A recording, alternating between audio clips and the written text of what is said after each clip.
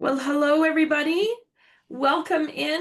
Welcome to our summit here today. I'm so glad to be able to present today systems and processes for time-strapped CEOs to be able to gain back some time and have some visibility strategies to really help them to maximize their time when it comes time to leadership and visibility.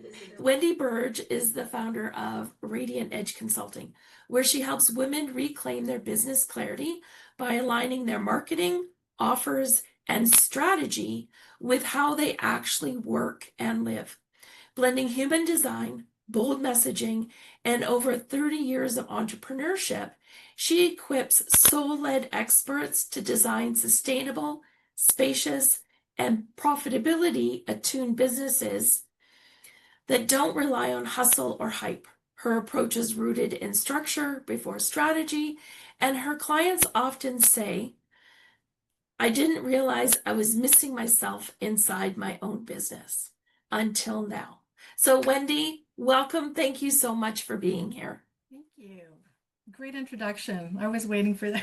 I feel like it's Old Home Week. I haven't talked to you in a while, so I was like so excited to be here today.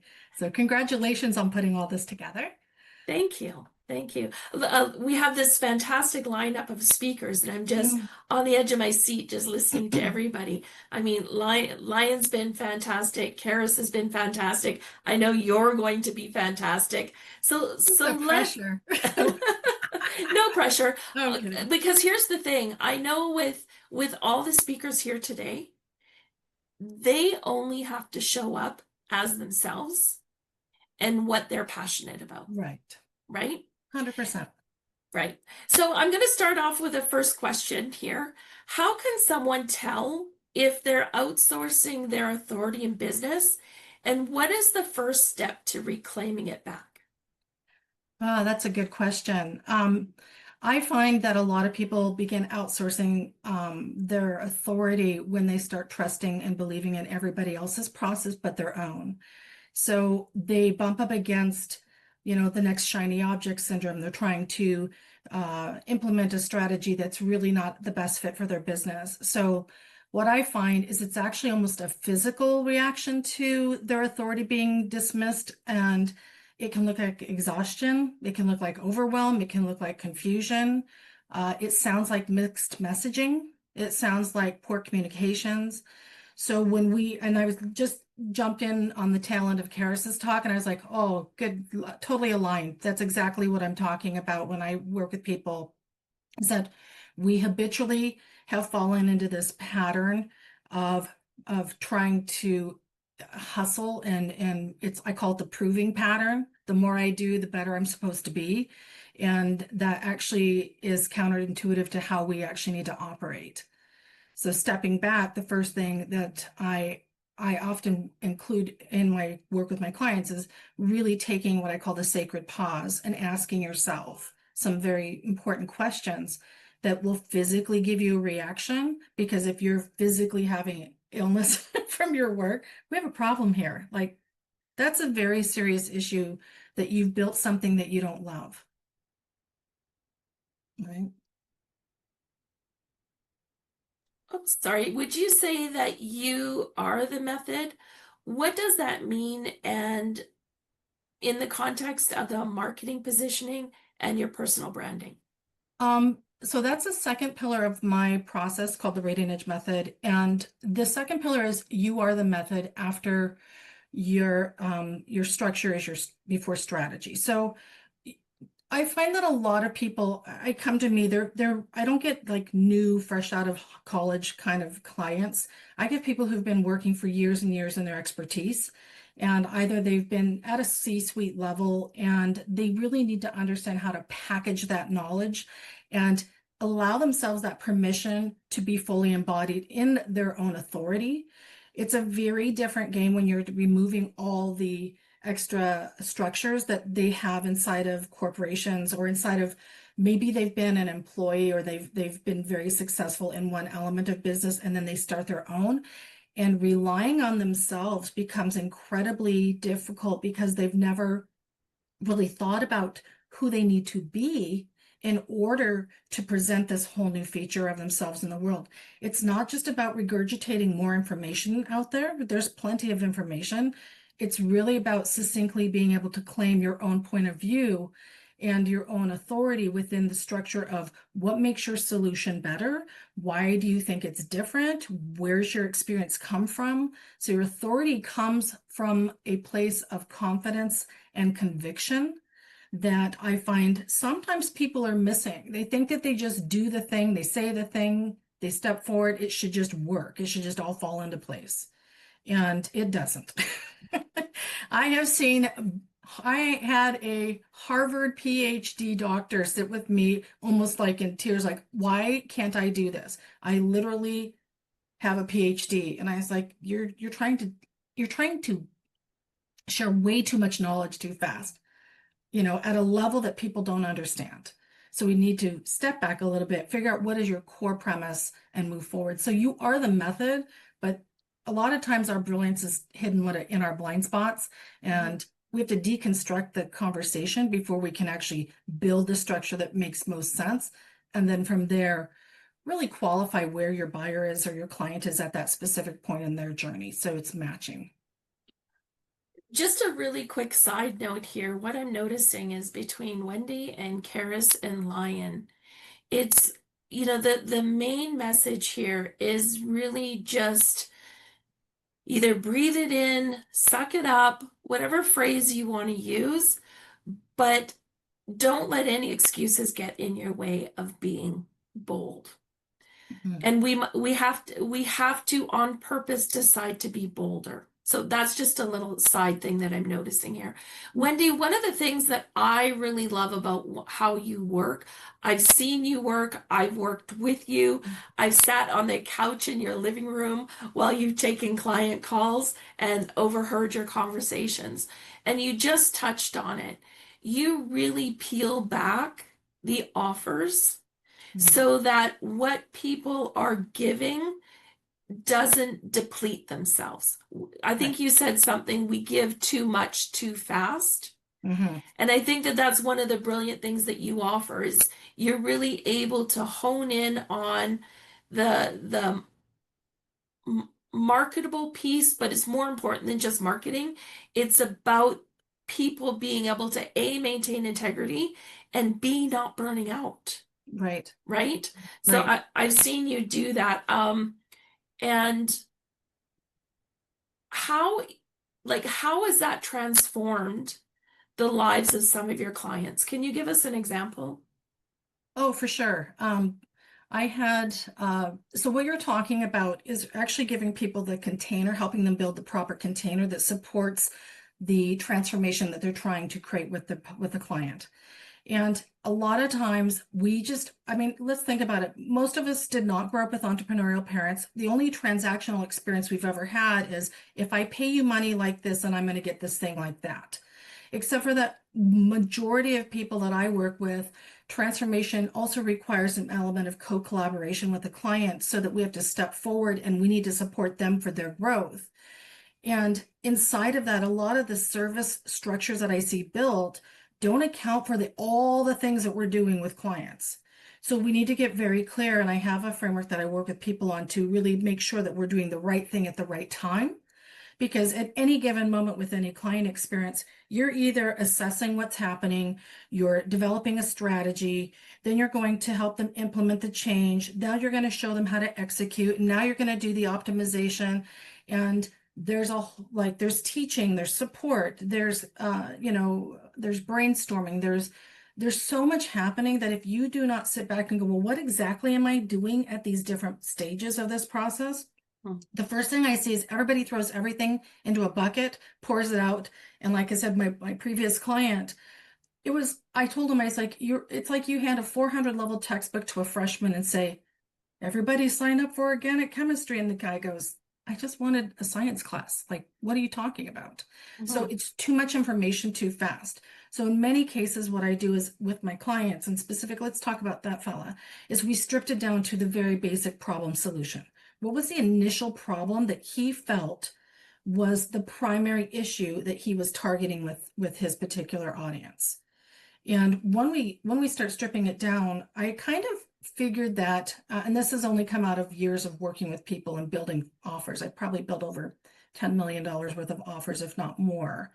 Just helping people understand where does this all work together, is that if you can go in and pinpoint exactly the primary issue that you see initially your clients are struggling with, like if they just pulled that one linchpin, a lot of the symptomology that they keep experiencing would pretty much go away. So if you can figure out what that root issue is and target that first, that becomes a great starting point.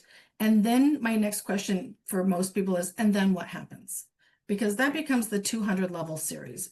And then what happens? That's a 300. Not everybody's going to be there at the same time. So we need to be really mindful. And I'm a huge advocate of I was a client success coach, much similar to how you work with your other role for many years. And it's really important that we understand that journey so that we're not mismatching and misaligning expectations with outcomes, because that is where we get into trouble with clients.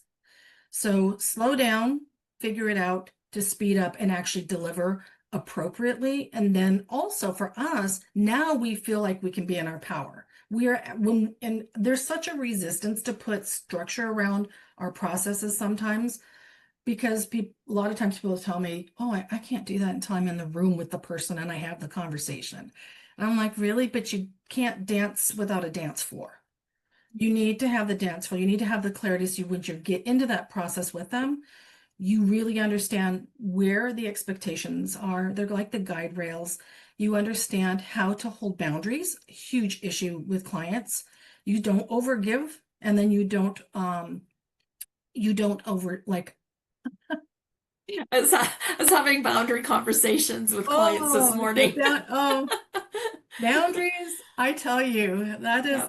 there's a whole series, yes, on boundaries. And boundaries impact our bank accounts. Because all of a sudden, depending on how you've structured what your offer is, you may pick up the wrong fit client just because you're in desperation and you're like, oh, I can figure it out. Oh, that's the worst thing. When you think, oh, I'll figure it out. I just want to make them happy. Well, now you've just jeopardized your relationship with them. So Well, structure and your becomes super important. reputation And and your your reputation. process Right, and right. your team and like when you yeah Yes.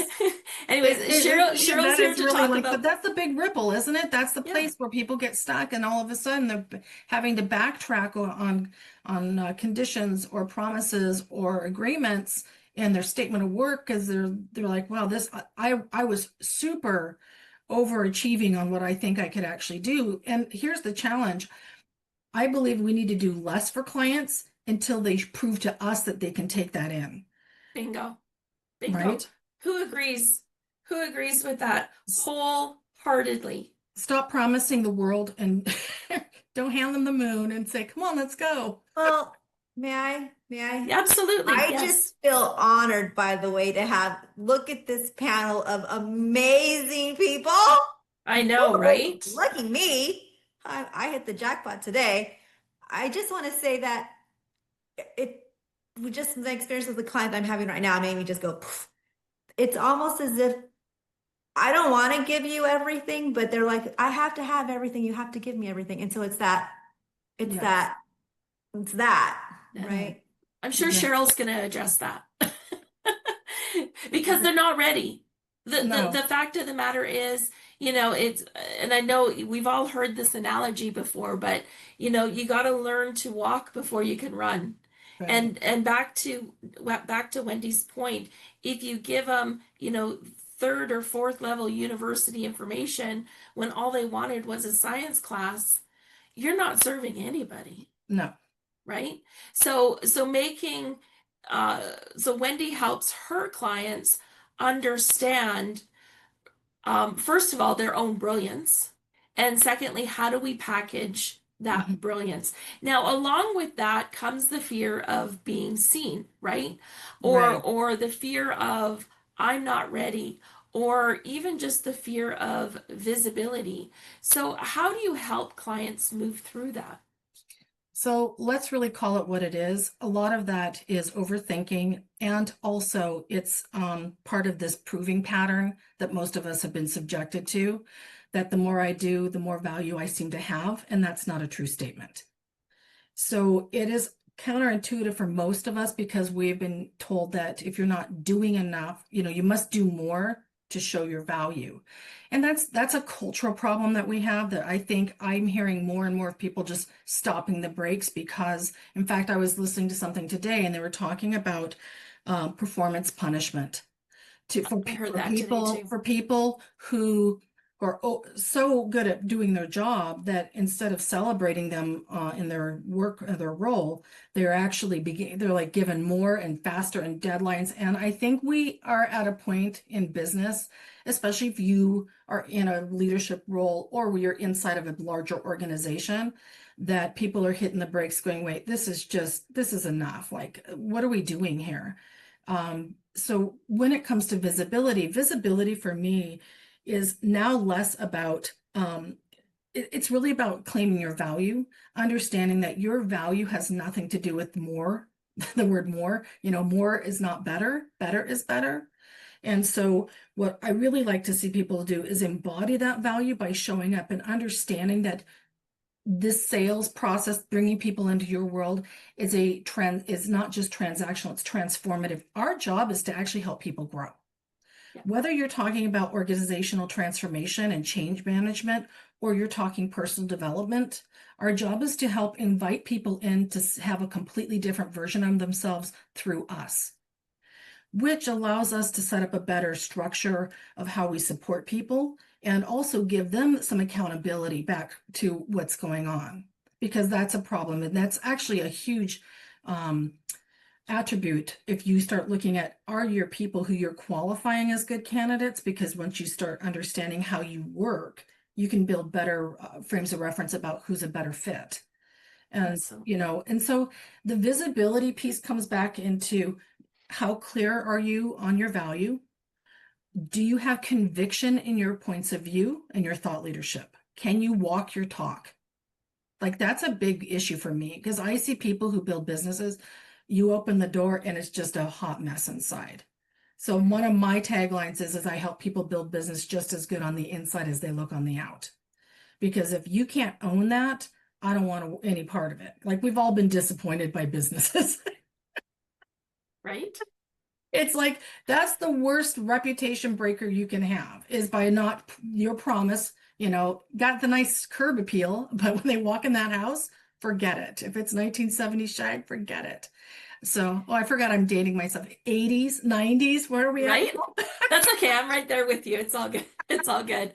So what I'm hearing here is that not only are we looking to provide the transformation, to peel back all the goodies that our your clients want to give, because they're not so strong in their personal confidence, they hide behind the tools, right?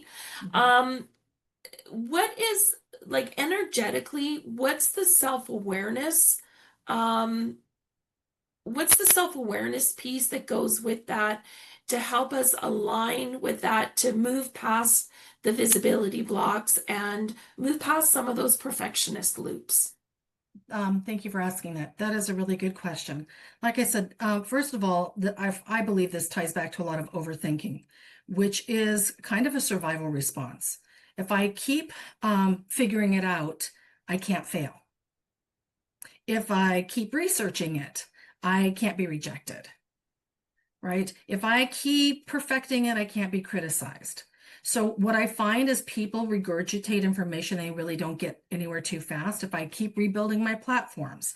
So a lot of times it's like this obsessive behavior. It might be, we've all heard of analysis paralysis. And so understanding why we're getting stuck here is often, I think, part of hustle culture. It's poisoning us to think that we, again, have to do more, be more. And what I'd really like to see people do is or what people don't understand, I don't want any doing, is just be able to sit with themselves and understand that overthinking cannot be healed through more rigid structures. overthinking needs to come back into recentering ourselves and our own bodies. And I love that Karis even talked about that a bit. So using more breathing techniques to recenter yourself and understand that your heart and your body knows what's best for you. So what I call it rituals of enoughness. So doing smaller things that show me and validate that I don't need to be doing more to do that. I can step forward and stop the overthinking. And some of that can be tracking in your daily journal, or if you keep a journal, or in your daily calendar, all those little wins for the day. It could be that somebody thanked you. So we need to start building this muscle of enoughness so that we can keep validating for ourselves what this is. And I also do a little bit of breathing practice with people and have them answer a couple of questions. And one of them is, am I acting out of fear or love? Am I contracting or expanding out of this situation, whatever the situation is? And really trying to figure out that point. And, my background is as a therapist, then turned coach, and then turned into a business coach. So I kind of go back into allowing us to take ownership of ourselves and not deflect it. Because at the end of the day, if we're not fully operational in ourselves, we're making poor choices for everything that we do. So your body knows the difference. Like I said, your body knows the difference. Um,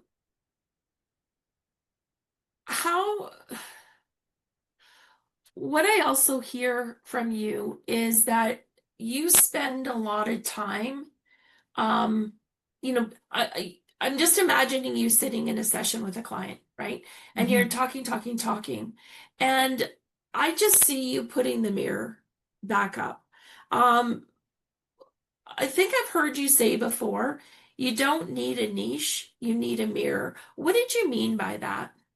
Oh, I love that phrase because it really kind of stops people in their tracks because everybody's so niche driven. I mean, unless you're doing some massive retargeting and rebranding, most of your clients, most of the people that you're aligned to are energetically aligned with your values. They resonate around the same ideas that you have. They have the same desire or goals. And if you don't know what that is and you're putting stuff out there, you're going to have this disconnect. Karis's example was perfect. You don't confidently step forward and claim that space and say, this is what I believe. This is why we're doing what we're doing. This is how we're going to achieve it. This is what I want for you. So I think that the mirror first comes back to us when we get clarity about who we are as individuals, where our own leadership improves because it's less about proving and it's less about I needing to be liked and it's less about disappointing people or it's less about needing to have that validation. And great leadership, the people who I've always watched that had the best leadership style were the ones that didn't need all the accolades. They were so great at just stepping into the room and championing other people. And I know they could do that because they didn't need anything from us. Their job was to help move people forward too, and they were very aware of it.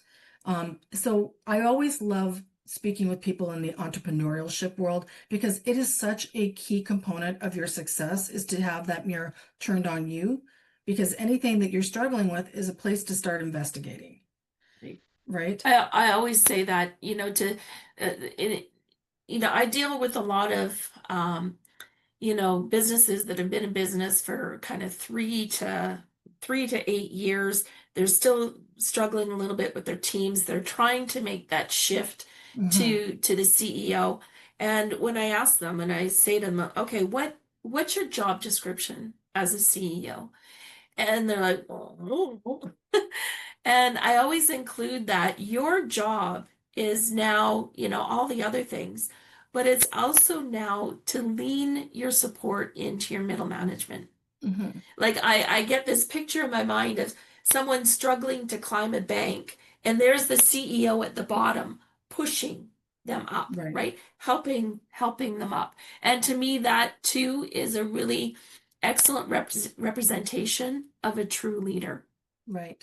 I have a final question for you, Wendy, and then I'll ask you to talk a little bit about your VIP offer.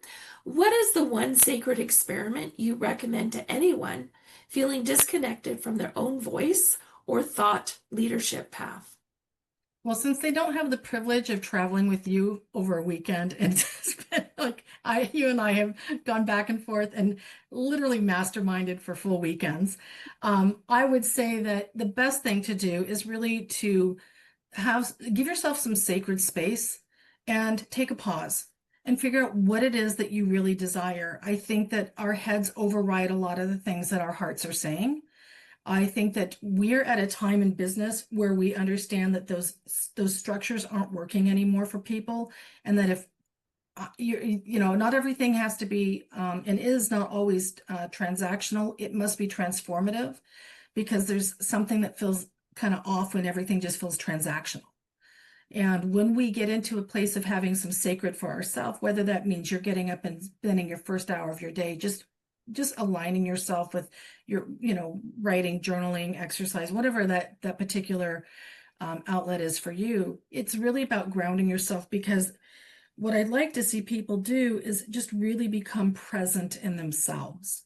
That to me is, and you and I've had many conversations about getting owners to become present and not be performative. We don't need any more people performing success, right? It's just such a paradox of how to get there. Most people's success is in increments, and really success is an inside job. We've all heard that, and it comes down to that. And I do want to leave you with one thought, is that I think in business, most people think of business people like the sun, that we're orbiting this bright, shining person, but there's no way to sustain that energy. And I encourage people to think of the way we operate more like a moon, because there's going to be periods in our businesses where we'll have waning and waxing, rising and setting. And the moon still influences even when it's dark out. We don't need that. It pulls on tides. It does a lot of things, even in the darkness, that we can set up in our systems that don't rely so much on us having to push, because there is just no way to be sustainable. And sustainability is number one, the conversation I have with everybody who walks in the door with me. How do I create something that's more sustainable? I'm tired. I don't want to do it this way. I want something with more ease, or I don't have to have so many moving parts.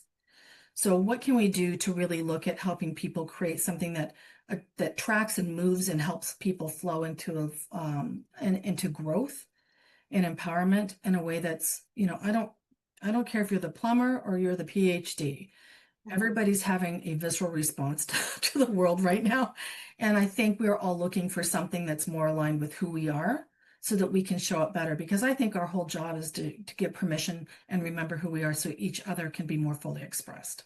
Yeah. And And just based on that, and you and I haven't talked about this, but I have actually made a decision that, other than, some of the core coaching that I'm committed to during the week, because we all know that we have clients that come in on reoccurring schedules. right, I am not saying yes to anything outside of that the right. first full week of the month. Perfect. I've decided that, because just like you said, we had 3 months of expand, expand, expand. And Mhm. if we don't take that time to digest and reflect and, for me, time in the garden, I need that time in the garden, right? Bare feet on the ground.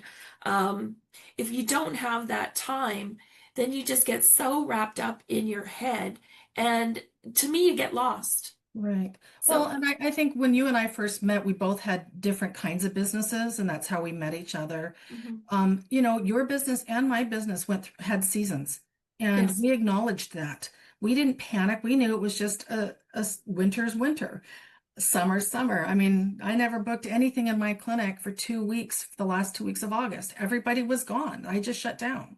Mhm. So when you start looking at working with seasons and cycles and your own energy resources, I mean, most of our energy is sourced off of data anymore instead of our own, and that becomes the driver instead of ourselves. So that's why people get exhausted, is they don't feel like they're keeping up. Burnout. And Yeah, we want to stop and step back and say, well, what is this information really doing for me? And do I need to do all of this stuff? And most of the time you don't.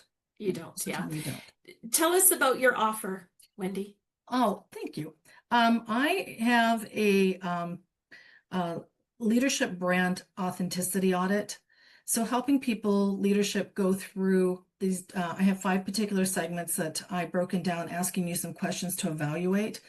And you can step in and take a look at this. Once you've done this, I'm giving people the opportunity to have a review of the findings with me.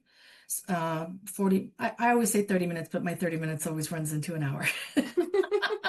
I also want people to bring their latest, communications, whether it's a website, whatever their key communication marketing is. Let me see it. Let me take a look. Let me talk with you about your offers. Let's make sure everything's aligned and that you're getting the best of you out in the world, that you really understand your thought leadership. Because when you get all of these things locked into place, they become fluid and people resonate with your energy and you don't have to push so hard. You've been really, I've seen your presence online quite a bit lately. And, everybody who's here probably didn't have to hesitate to say yes to you. Your energy is, and your conviction and your clarity about what you want to achieve with people on this summit is very clear. Makes it easy. An easy yes is always preferred. Easy yes is what we're all driving for. Always. Yes. Thank you so much, Wendy, for deciding to be here with us today. Your insights are valuable as always. Thank you.